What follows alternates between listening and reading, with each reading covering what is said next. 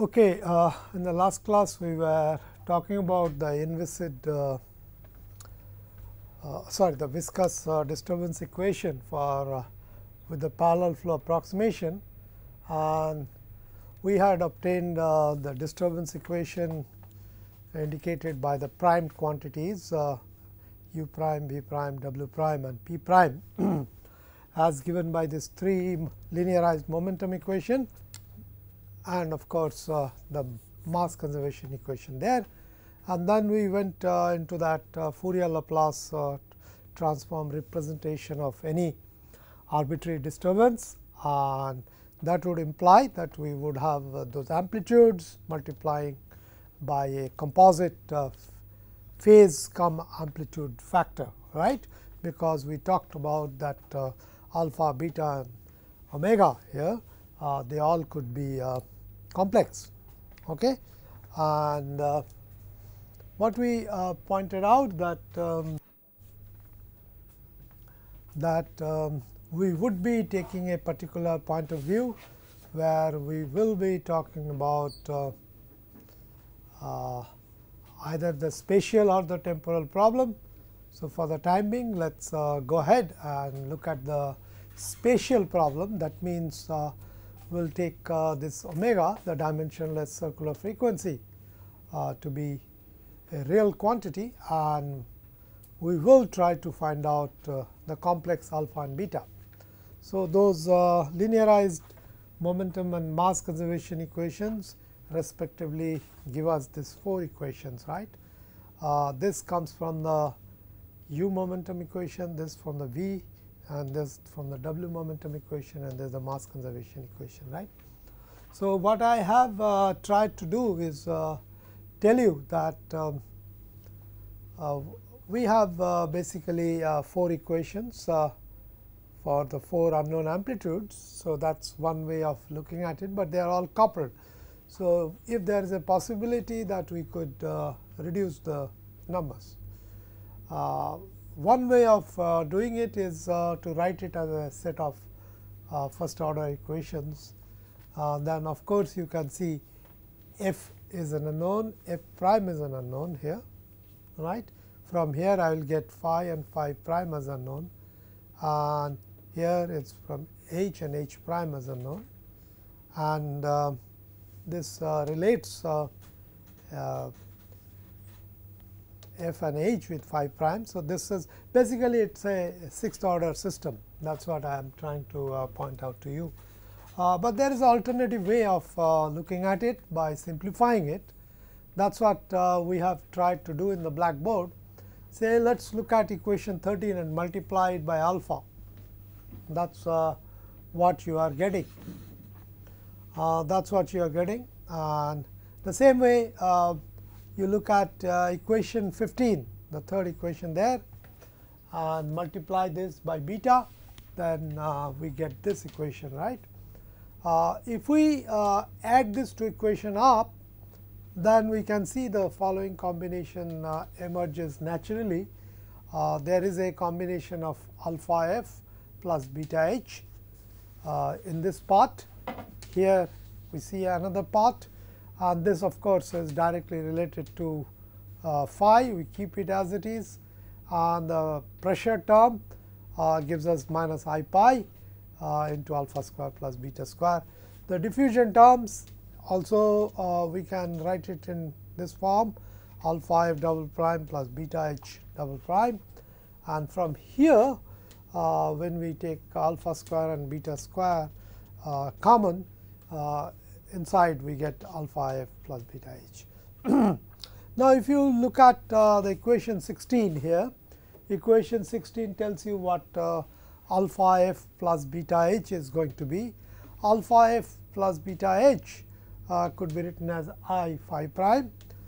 So, you can substitute this in this equation and you get this. Okay. So, what have we achieved here?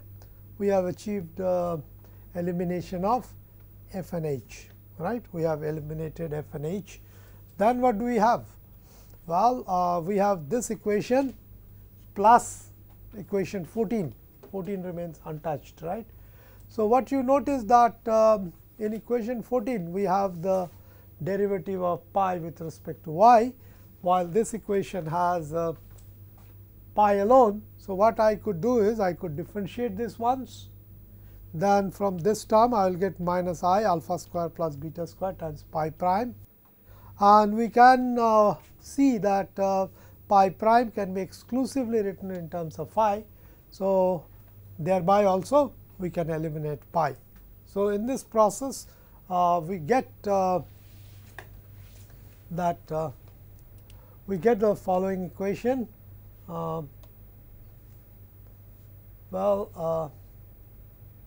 We do get this equation. If we do that, we get this equation.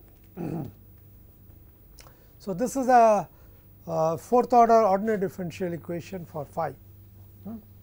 So, this is a general form that we have written down.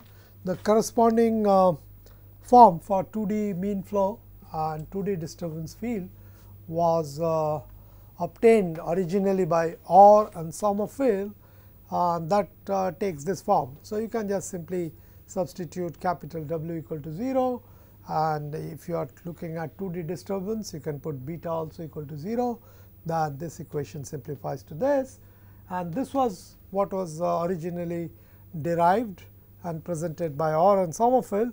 So, this equation 21 is called the Orr-Sommerfeld equation. This is a very famous equation now. Lots of work gets done starting from the Orr-Sommerfeld equation. Before we do that, let us say that what we have. The equation that we had just now seen, the Orr-Sommerfeld equation, is a homogeneous equation, right? There is no right hand side term. Now, as I told you that those original equations were 6 first order equations, but elimination of that we bring it down to a fourth order ODE, right. So, that is one positive thing of reduction in form. These equations, if we are trying to solve in a stability framework, then what we should be doing? We should be satisfying some set of boundary conditions. For example, on the wall we may say there are no disturbances. This implies the magnitude of u velocity, the amplitude of the v velocity, and there is the amplitude of the w component of velocity. So, those are zeros. And if we are trying to study how the disturbance propagate, then we will assume that those disturbances are of finite energy. So, if you go far away from the shear layer where the mean equilibrium flow is, that means if you go y tending to infinity, then all this disturbance amplitude should decay to 0. Please do understand that there is a great deal of difference between saying equal to 0 and approaching 0, right. So, we are not saying that this is equal to 0, we say that this decays to 0. Okay. It is an asymptotic form of the boundary condition. Then what happens is basically we have what? Suppose we start off from some numerical infinite location, we will not be able to take exactly at infinity, it is out of question. So, in a numerical sense, if we take a very large value of y and somehow use this condition there, and then we keep marching down, then what do we have? We actually have a situation where we have a homogeneous equation with a homogeneous boundary condition. And you know that is a recipe for what?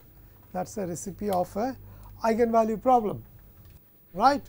We will demystify this eigenvalue concept shortly, but what we would find that if I have in general, mathematically speaking, if I have homogeneous equation with homogeneous boundary condition, the natural solution is the trivial solution.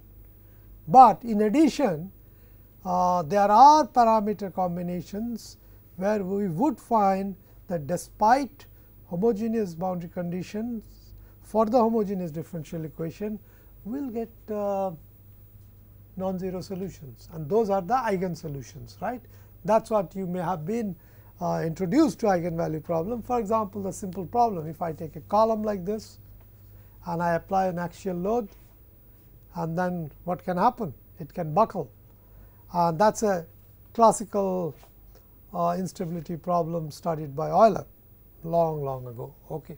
So, the same thing that we are looking at homogeneous differential equation with homogeneous boundary condition, but then we will find out a combination of the parameters of the problem. And what are the parameters in this case? Well, we have the parameters in this case given by those quantities, the coefficients in the differential equation. They are nothing but the wave numbers alpha, beta, the circular frequency omega, and the Reynolds number as the parameter of the problem. Then we need to figure out the combination of this parameter such that we get those non-trivial solutions. Okay. So, those combinations as expressed by relation or equation is called the dispersion relation or the eigenvalue relation. What it actually means is that we are trying to find out the dependence of alpha beta on omega. Let us say we keep Reynolds number fixed, then this equation 19 gives us a relationship between alpha beta and omega. And what are these? Alpha beta are nothing but the wave number, the space dependence, omega is the time dependence. So, what we are trying to say is that for different frequency we will have a different combination of alpha and beta. So, initially suppose I create a disturbance which is rather coherent at time t equal to 0, which is very localized in time. I have started at t equal to 0, then what will happen? It would have excited a range of frequencies, and different frequencies will correspond to different combinations of an alpha and beta. And we have already talked about the phase speed and the group velocity. We have very specifically pointed out the group velocity is the speed at which the energy propagates. And if that is going to be the case, then what we are seeing? We are going to see that different frequency component will travel at different speed. That means, if I create some disturbance, it will disperse with respect to each other. Different harmonic component will be found at different place because they are traveling at different speed. That is why this is what we call as dispersion relation. So, if I create a disturbance which is localized initially, it will disperse with respect to each other components. Okay. So, this is straightforward said that we have those 4 first order equations, 4 disturbance equations, and we will have to solve that equation subject to these boundary conditions that we enunciated just now. That leads to this kind of dispersion relation. Easily said than done. I have mentioned to you in the beginning of this course that while Navier-Stokes equation was solved even at the beginning of 20th century using desk calculator, that is nonlinear partial differential equation. And here what we have, if I prescribe you with the mean flow capital U and capital W, then these equations are nothing but when they are also even converted into a single equation, that equation is a linear equation. The only problem is the coefficients are functions of y. So, this is basically linear variable coefficients ordinary differential equation, and it is not easy to solve. I told you that using a desk calculator people could solve Navier-Stokes equation in early 20th century, and the first a good quality numerical solution emerged in beyond 1950. So, it is not a very trivial exercise So this is one of the issue that it's not straightforward. Why it is not straightforward? That's what we intend studying now on. So let's go on with it, and we will talk about it in details. We have already talked about the elimination of 3 variables and writing a single equation.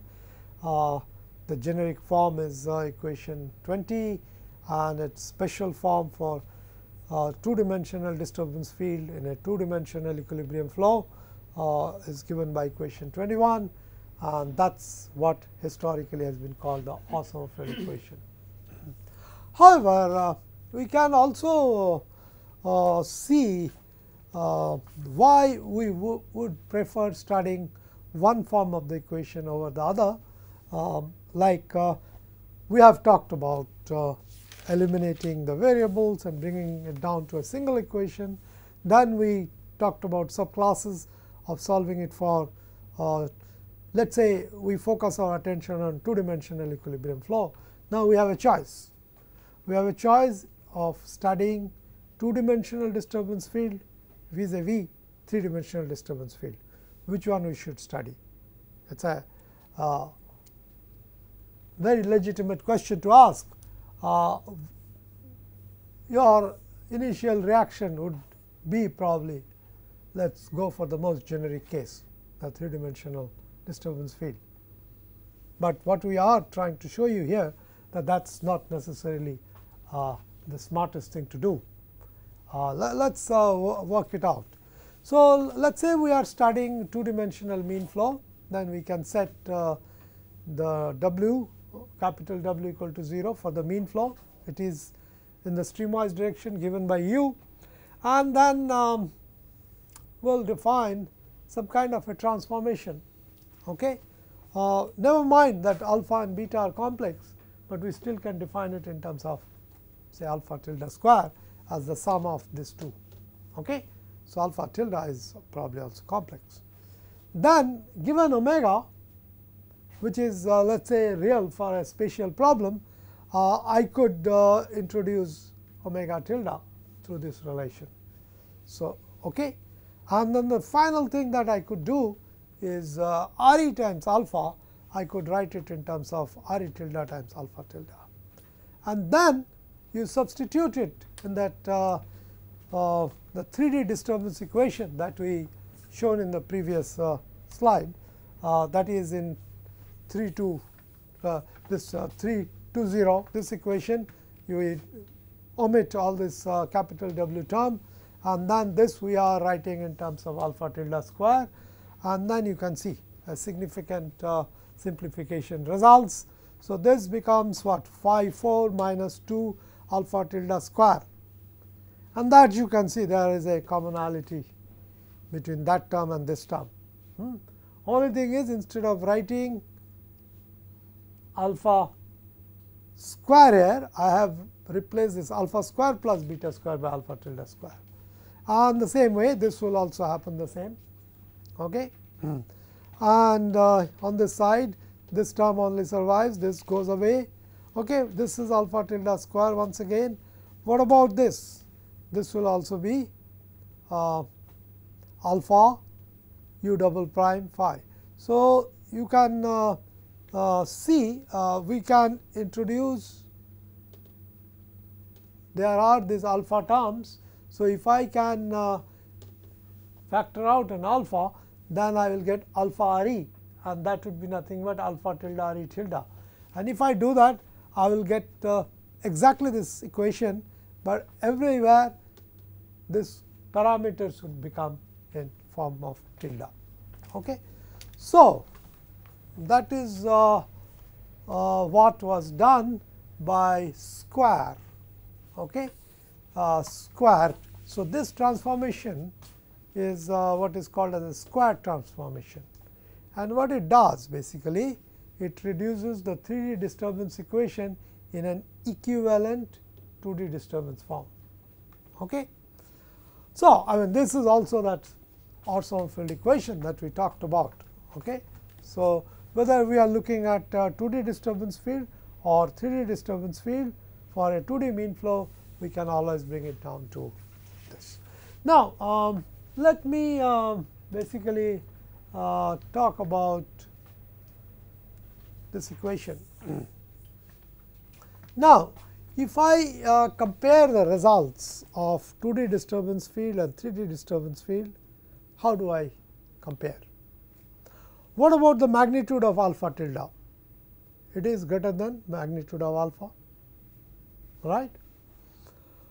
What about Re tilde? Re tilde is nothing but Re into alpha by alpha tilde. Since alpha tilde in magnitude is greater than alpha, so Re tilde is going to be less than Re tilde. So, if I now find out a critical Re tilde, let us say it is 500, but the corresponding Re for the 2D flow will be what? More than that. So, what you are seeing basically that the 2D disturbance field is going to give you more conservative estimate. It will indicate instabilities faster than the corresponding 3-dimensional disturbance field. This is what is called as the Squares Theorem. So, Square worked it out and he said that suppose if we are looking at in terms of magnitude wise, then a 2D disturbance field will become unstable earlier compared to a 3D disturbance field. That is the reason I suggested to you that it may not be a good idea to look at the 3D disturbance field. Okay? So, the Squares theorem very clearly identifies that it would be better that you study 2-dimensional field, it will give you the more conservative estimate. This also brings to your mind what we talked about in terms of Kelvin-Helmholtz instability also. There we found the disturbance were essentially 2D, right. The group velocity in the other direction was 0. So, what it basically tells you that when it comes to stability studies etc., it is not necessary that you make the problem more complex and try to study it. Even the 2D flow will give you an early indication of whether the flow is stable or unstable. And if there are simultaneous presence of 2D and 3D disturbances, 2D disturbances are more catastrophic than 3D, right. So, that is why you will find that many a times we will focus our attention on 2D flows more than on 3D flows. This probably goes against the common grain of thought among practitioners. People always think that anything bigger and more complex ought to be more interesting. From a physical point of view, here we are saying just the opposite. Sometimes the simpler things gives you more insight than the more complex things, right. So, it is a philosophical point, but it happens to be the case in many real life scenario also. Conduct simpler studies, but go deeper and draw better conclusions. Never try to hide behind complexities, it does not yield too much of results. Okay. Now, I would like to bring to your attention on attributes of instability studies. As I told you that ideally it would be nice to talk about disturbances which grow both in space and time. Despite that, we have classes of flows where we would see the disturbances grow in time, and there would be other class of flows where it will go in space. Give you a simple example, flow past a blob body like flow past a cylinder. If you are positioning yourself on the wake of the cylinder, you would always notice that the disturbances actually grow in time. Okay. Of course, those disturbances migrate. You have seen those shed vortices, they do move.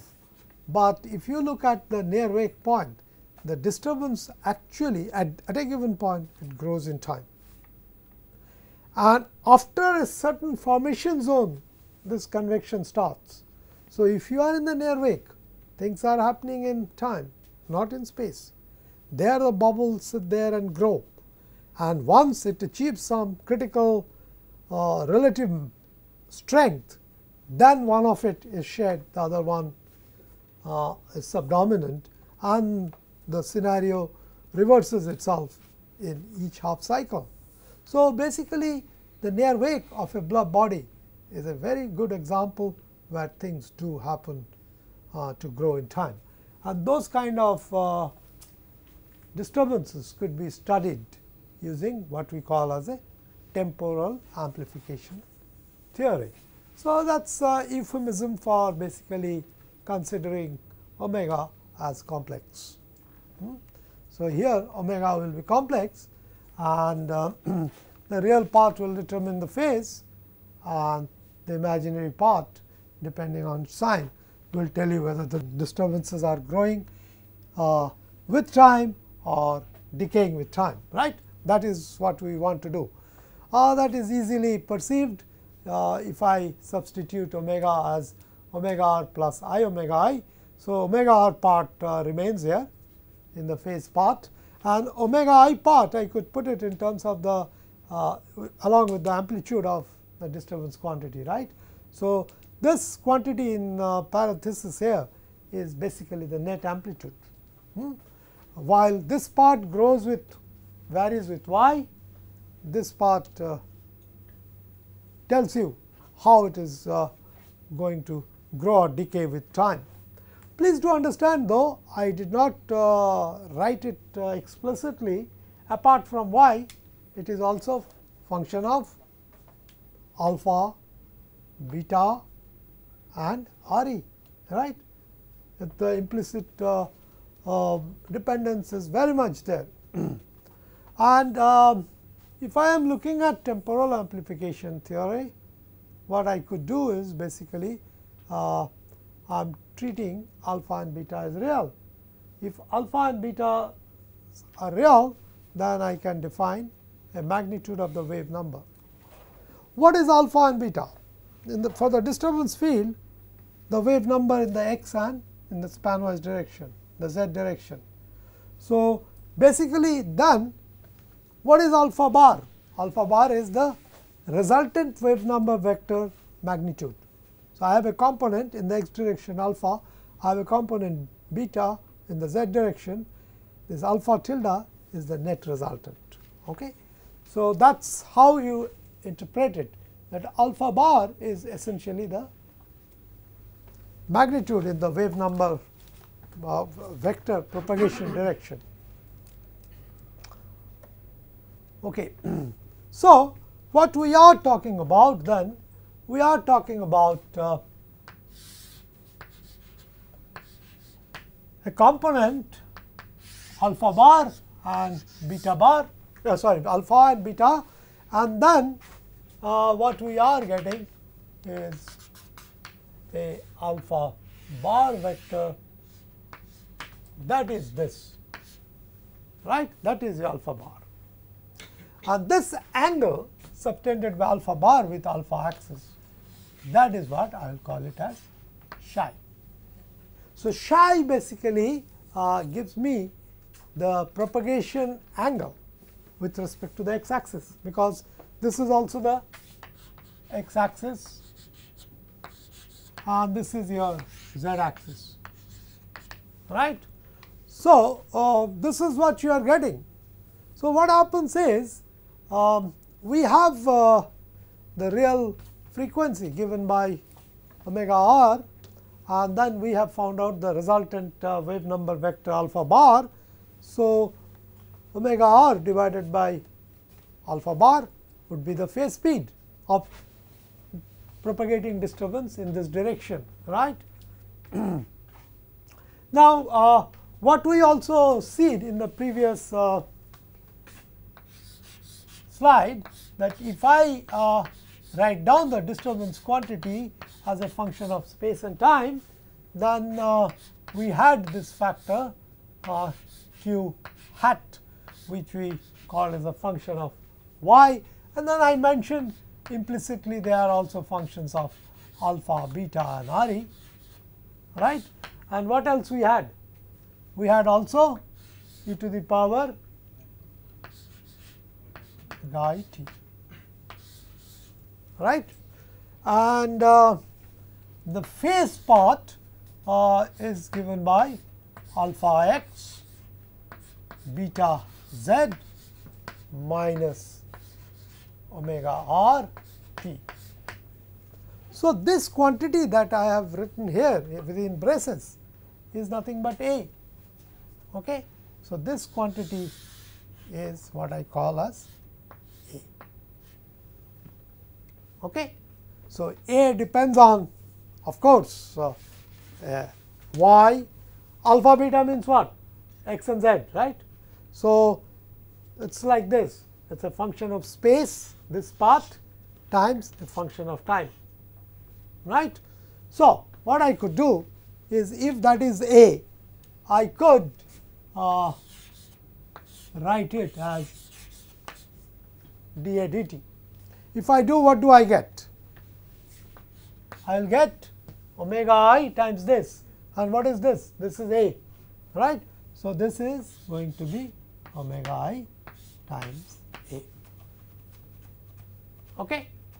And this helps us in defining omega I as nothing but equal to 1 over A dA dt.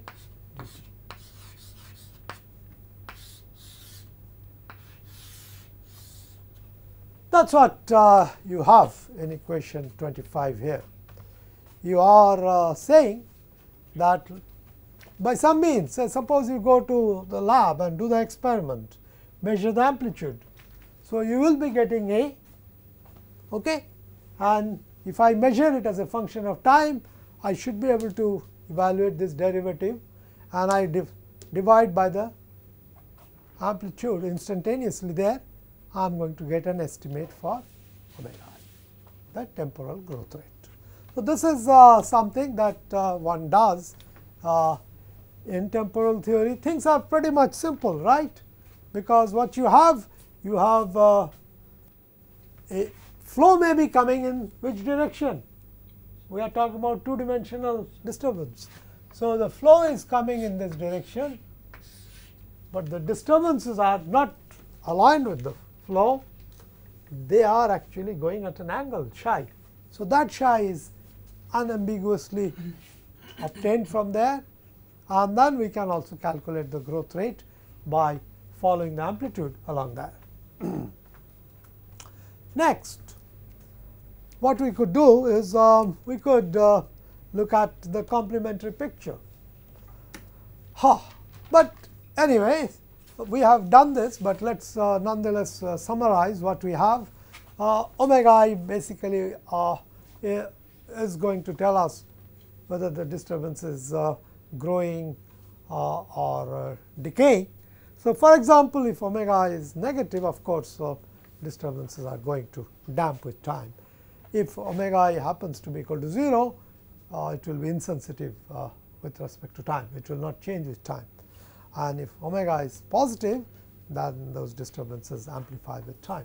That is kind of a pretty much obvious. Okay. Now,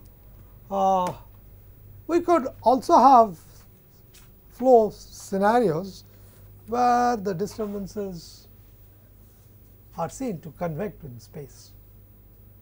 As they convect in space, they grow. So, what is the example? Very simple flow over a flat plate. There you will see the disturbances do not grow with time, they convect and grow in space. Okay. So, then what we should have there as a recipe, we cannot talk about disturbances with real wave numbers, right, or wave number components. So, what we would be talking about, we will be talking about disturbances for which alpha and beta are going to be complex quantity. But that still does not say that omega should be real or complex. What happens is the complete spatiotemporal problem, where all of them are complex, is little untractable. So, what happened is, when the stability theories based on orthogonal field equation were developed, Prandtl and his students, they did see that these disturbances actually can be handled where they grow in space and treat omega as real. So, we are talking about a pure spatial theory where omega is real, alpha and beta are complex. This is what we actually would be doing for the sake of simplification of the theory. And as often I joked about it in earlier times, we have a situation like we have a key, we do not know where the lock is. So, we first generate some solutions which we can afford to get those solutions, and then we look around in the nature and try to find out where that depiction seems good. So, it was one such effort. Because of the difficulty, we are forced to adopt spatial theory, and then, as luck would have it, it works fine for flow over, say, flat plate or boundary layers. This is something that we have seen, although I must say, based on what we are doing currently, even only last week we looked at some results. We do see that if we excite a system with a fixed frequency omega, what we find that the response of the system is not necessarily be also with omega. There is some amount of detuning. So, if I give omega, it could be omega plus minus d omega.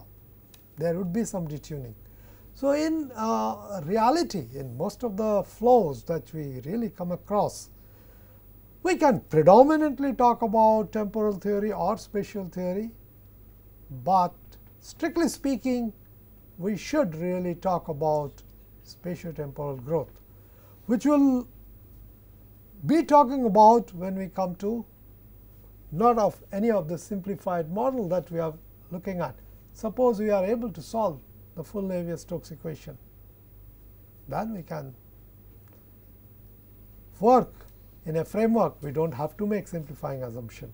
So, some of the results in the later part of the course, I will bring those to your attention and we will see what happens.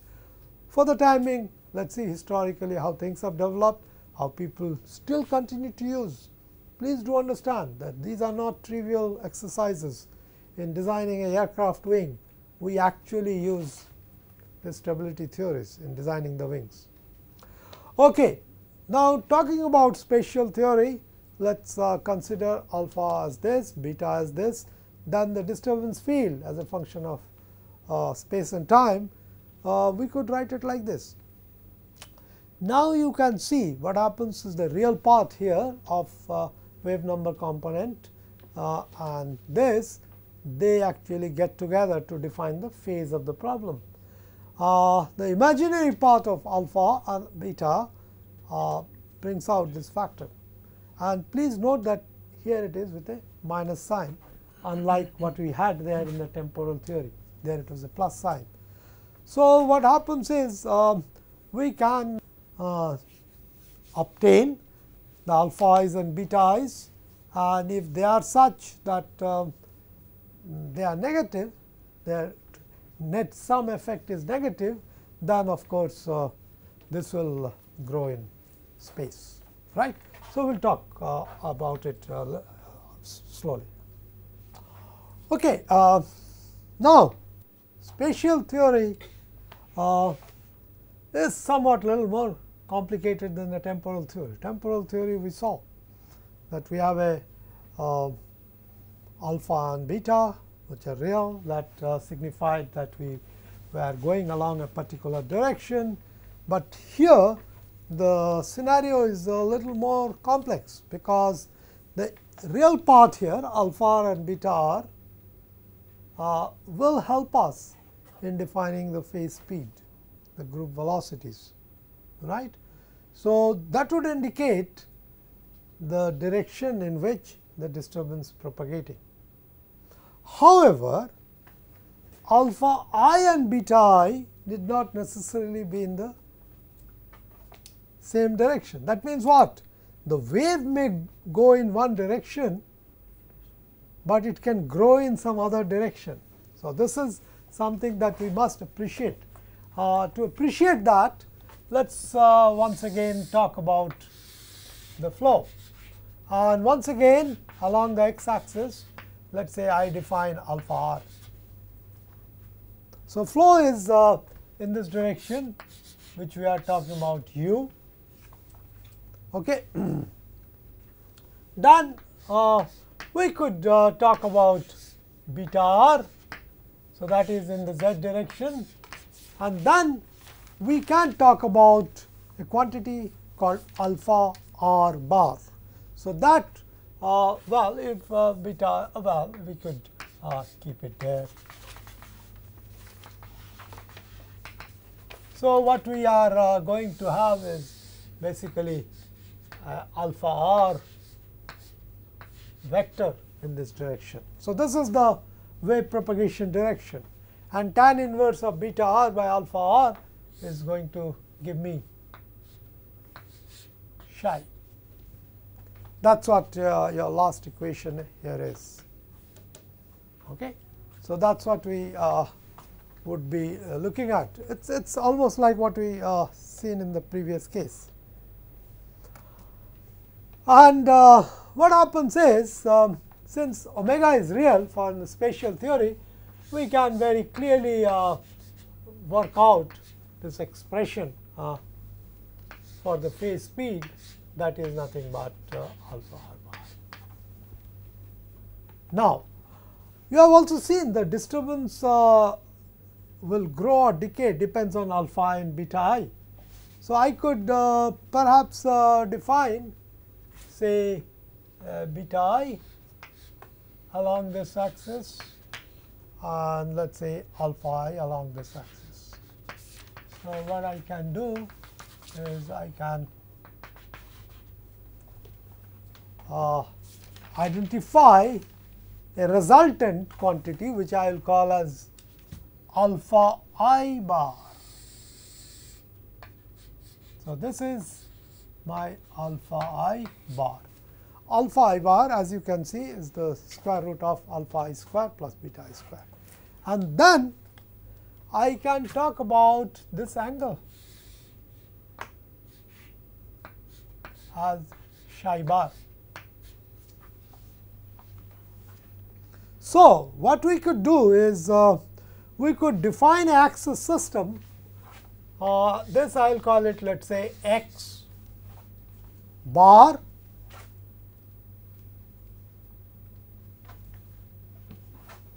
okay, and this I will call it, well, I think here I have used this notation. This is x tilde, and along this I will talk about, let us say, x bar. Then what happens is the disturbance field that we are talking about as a function of space and time,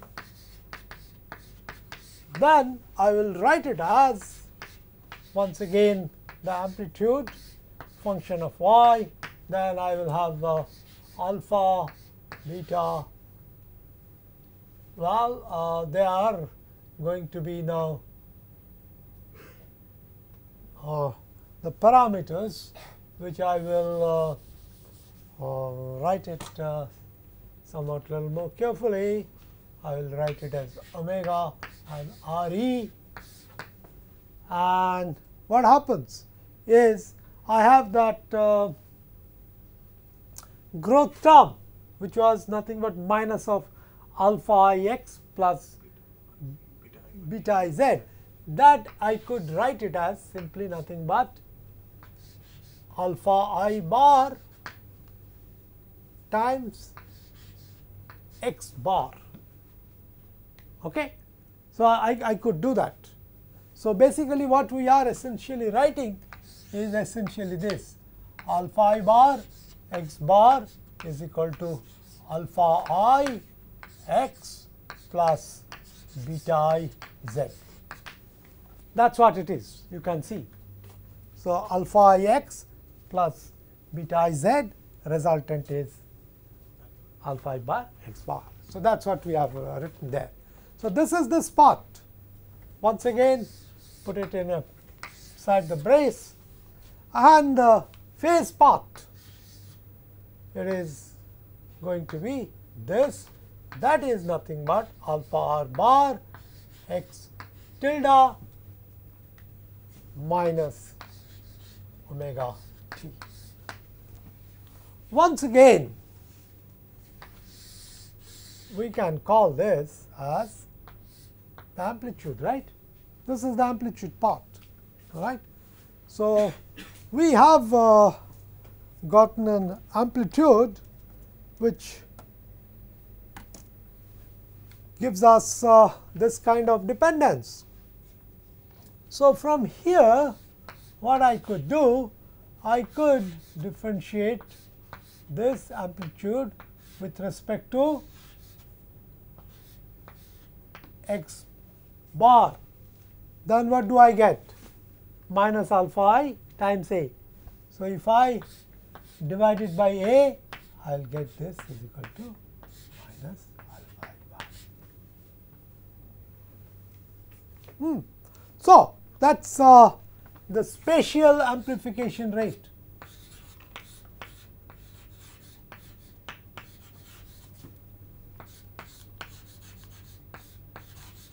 Well, amplification or decay will depend on the following condition that we have it in the slide.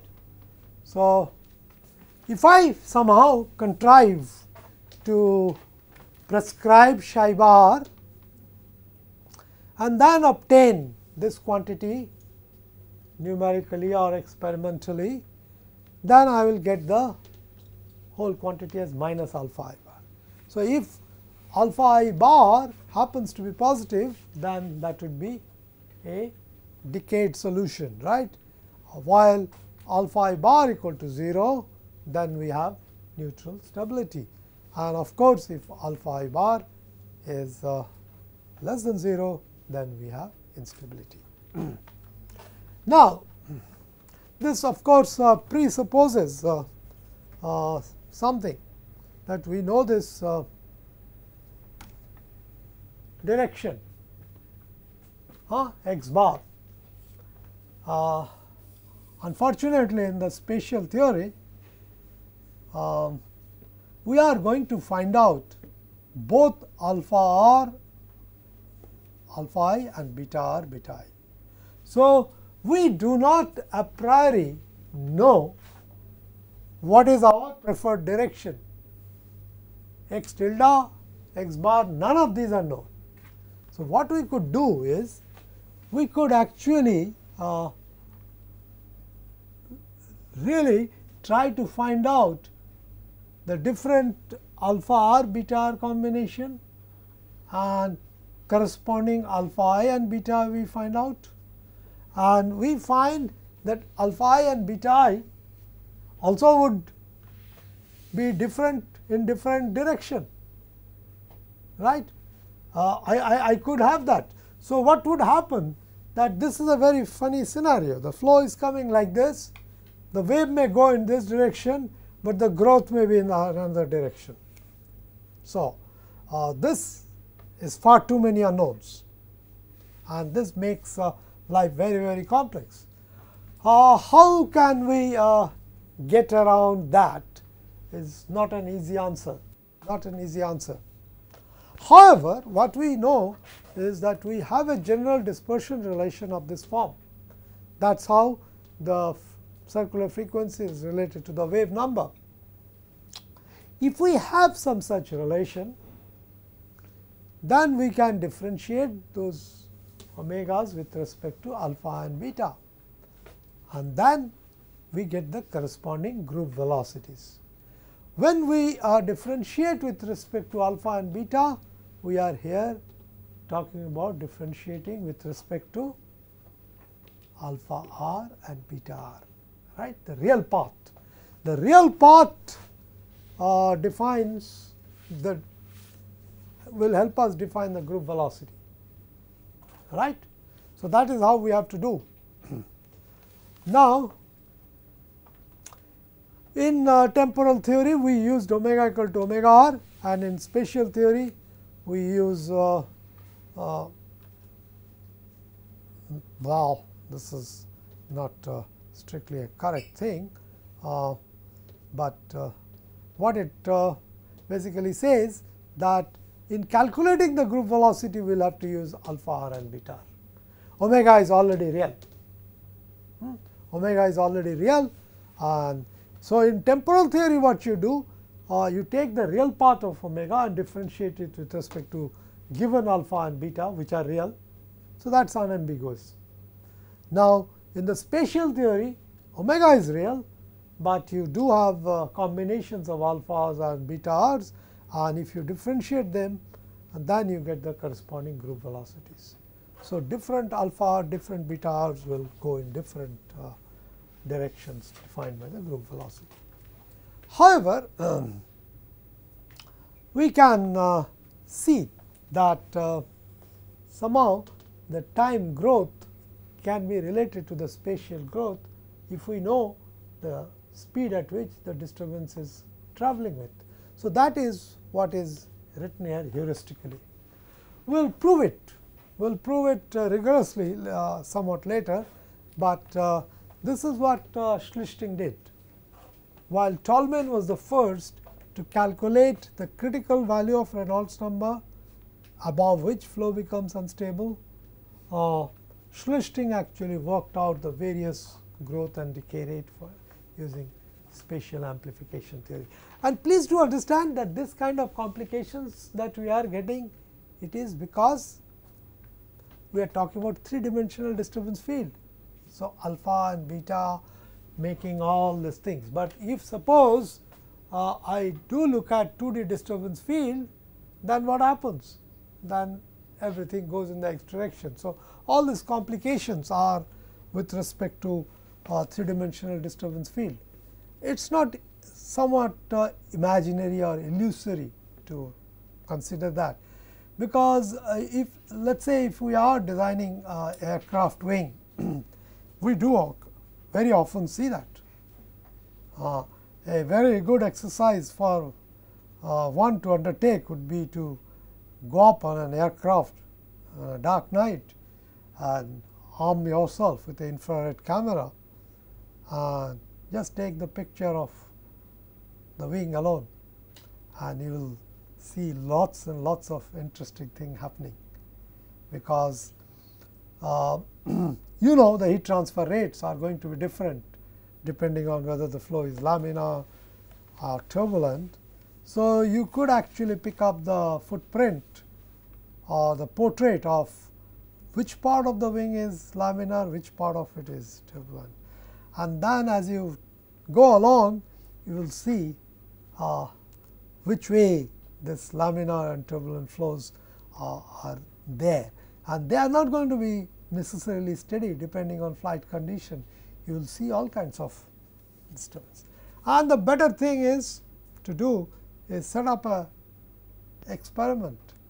You put in some kind of exciter on the wing, a point exciter on the wing, and let us say we create a mechanical vibrator on the wing and vibrate it, and from that single point disturbances will come out in 3 dimension, right, and there you will see all these nice things. You should be able to pick up which way the disturbances are propagating.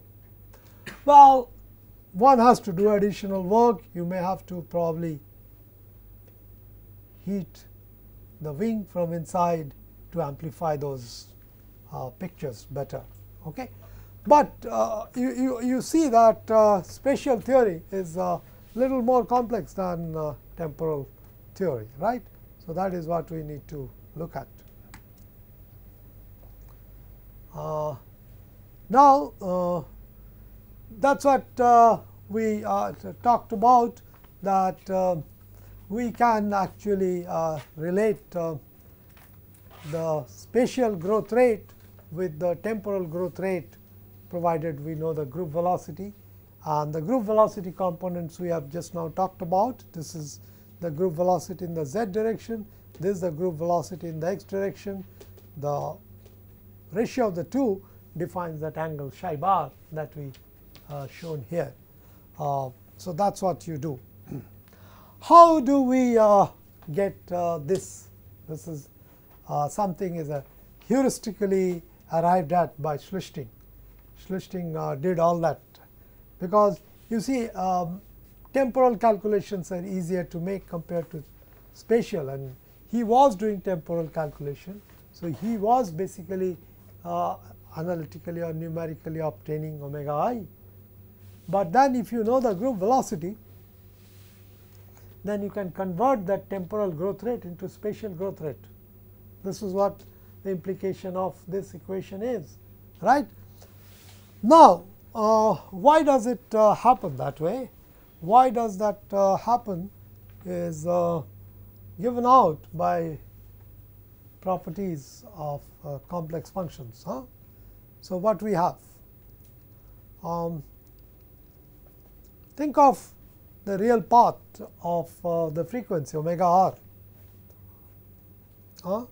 So, what I could do is I could write this complex omega is a function of complex alpha, right. If I have that, I could write down the Cauchy-Riemann relation. So, this is basically your Cauchy-Riemann relation, omega written as a function of, I do not know if you recall, that is what we do, right. Suppose we write w equal to u plus I v, and then we write z is equal to x plus I y. Then we talk about omega being a function of z, and for the derivatives to be analytic, we get the Cauchy-Riemann relation, right. How do you get? How do you get? Tell me, how do you get?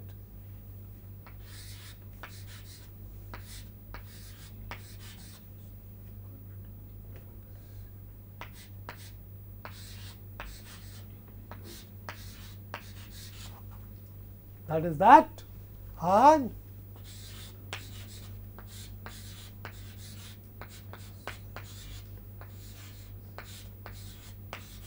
this is how we get Cauchy-Riemann relation, right? And that is precisely what we have written here. Okay, so you see that. So omega is a function of this. We have derived this, but it will take a little more time. So we'll continue with this discussion in our next meeting. Right? Tomorrow we'll amplify this issue. How we get this equation 36. I'll stop here.